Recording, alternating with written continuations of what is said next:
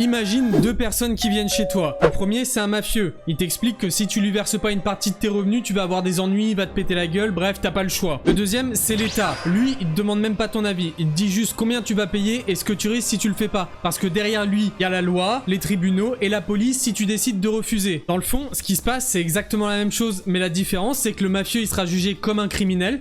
Tandis que l'État, on va te dire, c'est la loi, mais c'est tout. Dans les deux cas, t'as pas le choix, tu payes ou t'es écrasé. Et c'est de ça dont je veux parler aujourd'hui, c'est est-ce que l'impôt, c'est un mal nécessaire pour qu'une société fonctionne, ou est-ce que c'est, dans son état actuel, une prédation économique vis-à-vis de la classe moyenne et des citoyens? Et je vais être clair dès le départ, je suis pas de ceux qui disent que l'impôt est totalement illégitime. Sans police, sans justice, sans armée, une société peut pas exister et elle basculera dans le chaos. Donc oui, pour moi, un impôt minimal, c'est nécessaire. Mais en France, et c'est le problème, c'est qu'on a franchi toutes les limites. En France, maintenant, l'impôt, c'est plus un outil, mais c'est devenu quasiment une arme. Tu bosses, tu crées, t'innoves, t'investis, et derrière, t'as 80% de la valeur que t'as créée qui est aspirée directement par l'État. T'es juste devenu un fournisseur de cash et une vache à lait qu'on va traire jusqu'à la dernière molécule de lait, uniquement pour subvenir aux besoins d'un État qui est devenu obèse à en crever. Et derrière, qu'est-ce que t'as en retour? Des hôpitaux à genoux, une école qui s'effondre, une justice à l'arrêt et une insécurité permanente. Autrement dit, tu te fais dépouiller et en retour, t'as même pas un service minimum. Alors avant qu'on continue, j'aimerais faire un petit disclaimer. Cette vidéo et toutes les autres vidéos de ma chaîne d'ailleurs, c'est ma vision des choses. Je dis pas que c'est la vérité, je dis pas que j'ai raison, surtout, je te demande même pas d'être d'accord avec moi. Je considère que l'économie c'est énormément une question de point de vue, donc là où t'es né, ce que t'as vécu, tes expériences, etc. Et j'exclus pas un jour de changer mon avis sur certaines choses, et c'est pour ça que je t'invite, toi qui regardes cette vidéo, à me partager le tien en commentaire. Mais, et c'est ma seule demande, sans être agressif, sans insulter, juste en étant constructif et avec des arguments comme je vais essayer de le faire dans cette vidéo. Comme ça, même si t'es pas d'accord avec moi, on peut peut-être s'entendre sur certains sujets ou au moins comprendre nos points de vue. On est ok ? Super, je te remercie. Reprenons. Pour comprendre pourquoi on en est là, faut déjà remonter à l'origine de l'impôt. Et surtout détruire un mythe. Le mythe du contrat social qu'on nous répète constamment. Contrat social que personne n'a jamais signé d'ailleurs. Historiquement, l'impôt, ça a toujours été un instrument de domination. Dans l'Antiquité, il servait à financer les guerres de conquête et le luxe des empereurs. Dans la monarchie, il entretenait les palais, les banquiers et les privilèges d'une élite. Le peuple n'avait pas son mot à dire, c'était payer ou mourir. Mais en parallèle de ça, il y avait une protection militaire du peuple par son seigneur. Mais le problème est arrivé à la Révolution française qui a changé un peu le vocabulaire. Au lieu de payer pour le roi, désormais tu payais pour la nation. Mais le mécanisme était le même, prélèvement forcé et aucune négociation. On a remplacé le mot tyran par un mot abstrait, l'intérêt général que personne comprend. Et ça justifie tout. Et en théorie, l'impôt il devait servir à financer des infrastructures vitales. Donc les routes, les tribunaux, les armées, etc. Des choses collectives, impossible à financer individuellement. Mais ce principe a été détourné et chaque régime politique a rajouté sa couche. Chaque lobby a obtenu son budget et chaque gouvernement a inventé une nouvelle taxe pour acheter son électorat. Résultat, aujourd'hui, l'impôt il sert juste à financer une avalanche de dépenses absurdes, d'associations bidons ou de subventions clientélistes. Et il protège plus le citoyen. Il entretient juste une machine politique qui vit sur son dos. Et ce détournement, il s'est jamais arrêté. Il a même atteint son paroxysme en France. Parce que ce pays, c'est littéralement devenu le champion du monde de la prédation économique et fiscale. La France, c'est le paradis de la fiscalité punitive. Championne du monde dans les prélèvements obligatoires. On va faire un calcul simple. T'as ton salaire brut. Premier prélèvement, les cotisations sociales que ton employeur paye pour toi. C'est de l'argent que tu produis, mais que tu verras jamais. Ensuite, la deuxième ponction, c'est l'impôt sur le revenu. Quand tu consommes, t'as la troisième ponction, la TVA. Quand tu mets de l'essence, les TICPE. Quand tu payes ton logement, la taxe foncière. Quand tu transmets ton patrimoine, des droits de succession. Même quand tu meurs, l'État se sert. Résultat, si t'additionnes tout, le taux réel grimpe à 75 voire 80%. Et tu bosses plus de la moitié de l'année pour alimenter l'État. T'es un esclave fiscal moderne. Tu travailles 6 mois de l'année pour l'État, 6 mois seulement pour toi. Et le plus scandaleux, c'est que malgré cette confiscation colossale, les services publics sont dans un état lamentable. Les hôpitaux manquent de lits, les profs manquent de moyens, les tribunaux sont engorgés, la police est épuisée et l'armée sous-financée. Mais comment est-ce qu'on peut expliquer ce paradoxe? Eh ben, tout simplement parce qu'on finance pas ce qui est vital, mais ce qui est électoralement rentable. Et toi, citoyen, t'es juste la vache à lait qui sert à alimenter ce système. Mais je vais poser la question à l'envers maintenant. Qu'est-ce qui justifie réellement l'impôt? Parce que selon moi, tout est pas à jeter. Mais la liste des choses légitimes est courte. Très courte. Soyons clairs, l'impôt a de légitimité que pour 3 choses. La police, l'armée et la justice.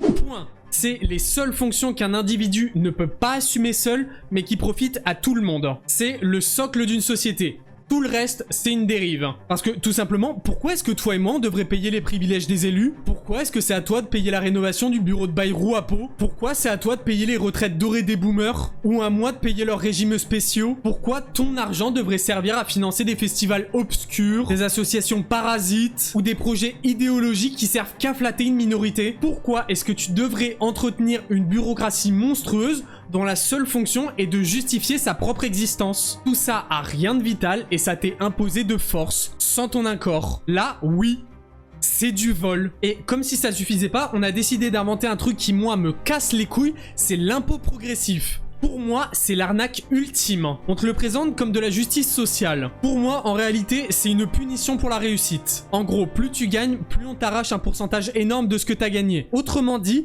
t'es sanctionné pour avoir travaillé, innové et pris des risques dans un pays où à côté on te dit que tu travailles pas assez. Et les conséquences elles sont claires, les capitaux ils s'en vont, les entrepreneurs s'exilent, les talents fuient tout simplement. La France est devenue un pays où réussir c'est suspect et créer de la richesse c'est perçu comme une faute morale. On glorifie la dépendance et on punit l'effort. Et ce système il crée une économie de la médiocrité. Tout le monde préfère attendre des subventions plutôt que d'innover et créer sa propre richesse. Et pour moi la seule fiscalité juste c'est la proportionnelle. Un taux identique pour tous et appliqué de la même manière. Tu gagnes plus, tu payes plus en montant absolu, mais pas en proportion. C'est équitable, clair et transparent. Et c'est cette logique simple qui doit remplacer la progressivité qui, elle, punit la réussite et détruit l'effort. La seule solution pour moi, simplifier et arrêter de punir. Mais concrètement, comment est-ce qu'on applique ce principe? Déjà, première étape, supprimer la jungle fiscale qu'est la France actuellement en ne gardant qu'un seul et unique impôt, la TVA, avec un taux entre 10 et 20%. Pas de niche, pas de barème progressif, pas d'exception. Tu passes du système le plus complexe et le plus étouffant du monde à un système lisible, stable et efficace. Je suis désolé, j'ai rien contre vous, mais ça met fin à toute la profession des avocats fiscalistes qui vivent de cette complexité. Tu coupes les jambes à la bureaucratie, ça me fait un petit peu moins chier. Et enfin, t'en termines avec une grosse partie de la complexité administrative de la France, où t'as 10 000 règles que personne comprend. Le résultat, il est extrêmement simple. Premièrement, c'est la fin du racket fiscal. Tout le monde sait exactement ce qu'il paye. Deuxièmement, c'est la responsabilisation. Tu choisis ta contribution par ta consommation. Et troisièmement, c'est la libération économique. Plus de capitaux disponibles pour innover, investir ou entreprendre. Et surtout, on va arrêter le mythe du sans hyperfiscalité, il n'y aurait pas de service public. Il y a des pays avec des fiscalités extrêmement faibles qui s'en sortent magnifiquement mieux que la France. Ils offrent souvent des services publics plus rapides, plus efficaces, mieux gérés, parce qu'ils concentrent leurs moyens sur l'essentiel au lieu de dilapider dans les conneries.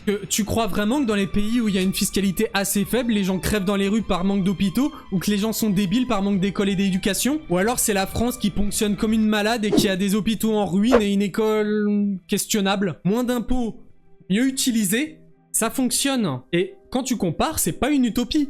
Plusieurs pays l'ont testé et ça fonctionne. Donc la vraie question pour moi, c'est pas est-ce que c'est possible, mais combien de temps on l'accepte encore? Combien de temps on va encore accepter de se faire baiser? On nous a appris à accepter l'impôt presque comme une évidence. On le questionne plus, juste on le subit. Et regarde la réalité, en France, l'impôt c'est plus une contribution citoyenne. C'est juste une ponction systématique. C'est devenu le carburant d'un état obèse, incapable d'accomplir même ses missions les plus basiques, mais toujours prêt à inventer de nouvelles taxes pour nourrir sa machine. Ensuite, on va te dire que c'est pour l'intérêt général. Mais l'intérêt général, c'est la défense, la sécurité et la justice. Pas dans des subventions électoralistes, pas dans les privilèges des élus, pas dans les milliards déversés dans des projets inutiles et pas à l'Ukraine ou la Palestine. Chaque euro qui part dans ces dépenses, c'est un euro qui est volé des projets réellement impactants, ceux qui sont réellement vitaux. Et c'est ça le problème, l'impôt c'est devenu une fin en soi. On parle plus de ce qui peut financer, mais uniquement de combien on peut encore en prendre. Et la logique elle s'est inversée, le citoyen c'est plus le centre, mais juste la ressource, le mouton à tondre. Alors oui, pour moi un impôt minimal c'est une nécessité, mais ce qu'on a aujourd'hui c'est une prédation fiscale. Un système où la réussite est suspecte, où la richesse est un crime et où la création est punie. C'est plus un citoyen qui contribue, mais juste un producteur captif qui se fait siphonner. Je le redis,